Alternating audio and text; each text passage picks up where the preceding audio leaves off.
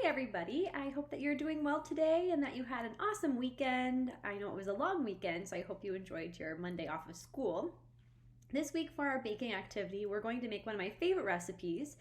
It's a recipe for peanut butter chocolate chip cookies. And one thing that is helpful for me at least is these cookies don't have any grains in them. So that would mean no gluten. I know that's a popular word right now, but my body has problems processing grains, and so this is a cookie that's healthier in that way, and it's super easy to make, and I think it's really delicious, so I hope you enjoy. I decided to share the instructions that I found with you on the website when I first started making these cookies. The ingredients are listed on the left and the instructions are on the right. The first thing that you need to do is preheat the oven to 350 degrees. One thing you might notice is that I crossed out one of the ingredients, the vanilla. This is because vanilla is really expensive, and I've tried the cookies many times, and each time that I use vanilla or I don't, I can't even tell the difference. So I typically don't use any vanilla.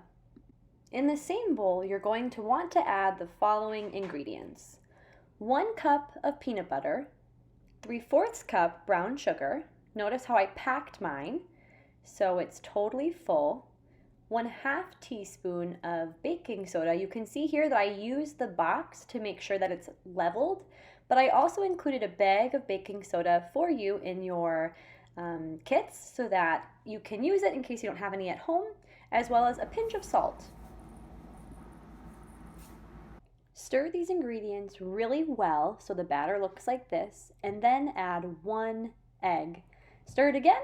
It should look something like this, and it's time to add your chocolate chips. Add 1/2 cup of chocolate chips.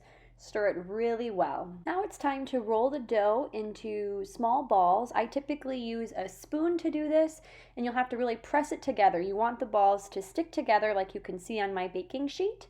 Then you can press the balls that you rolled with a fork.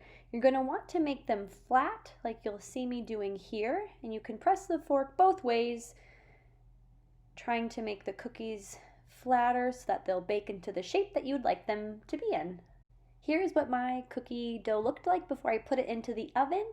Once your oven is preheated to 350 degrees, place the baking sheet into the oven for 10 minutes. I know the recipe says 8 to 10. I consistently put it in for 10 minutes. And once you're finished, pull them out. They look something like this. And before I even took this picture, John had eaten one of the cookies because they're just so good. Enjoy!